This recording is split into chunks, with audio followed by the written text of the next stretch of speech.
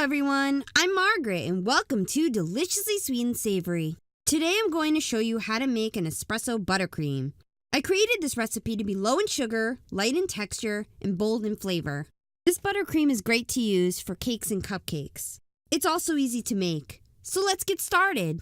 For this recipe, you need white granulated sugar, powdered sugar, shortening, salted butter, unsalted butter, heavy cream, and espresso.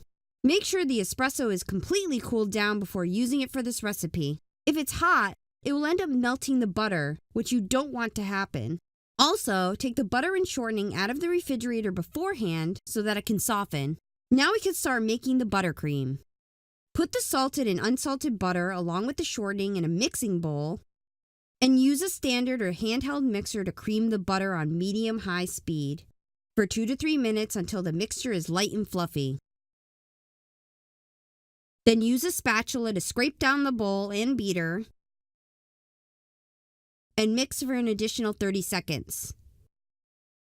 Next, add the granulated sugar and mix on high speed for 1 minute. Then scrape down the bowl and beater with a spatula. Now add the heavy cream and mix on high speed for 2 minutes. Then scrape down the bowl and beater and continue to beat the mixture on high for 4 minutes. At this point, you need to add the espresso and powdered sugar a few tablespoons at a time. And mix on medium speed for about a minute between each addition. Continue to incrementally add the espresso and powdered sugar until all the espresso and sugar is added and fully incorporated.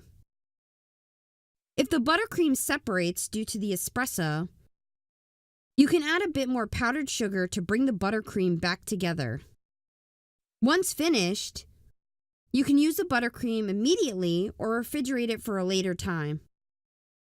However, make sure you take the buttercream out of the refrigerator beforehand for it to soften before using it. This buttercream can be used to make cakes, cupcakes, or whatever you want. It has a bold and robust espresso flavor that is not sugary and has a whipped and creamy texture. Making this espresso buttercream is not too difficult, yet it provides an interesting and flavorful topping for cakes and cupcakes. And I'm going to post another great recipe that uses this buttercream. In the meantime, have fun giving this recipe a try.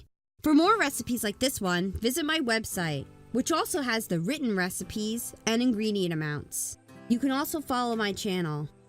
I'd like to take a moment to thank my patrons for their support. If you'd like to become a patron to support my channel, visit my Patreon page. Also, if there are any recipes, Cuban or otherwise, that you'd like to see, leave a comment below. Thanks for watching and see you soon with another recipe.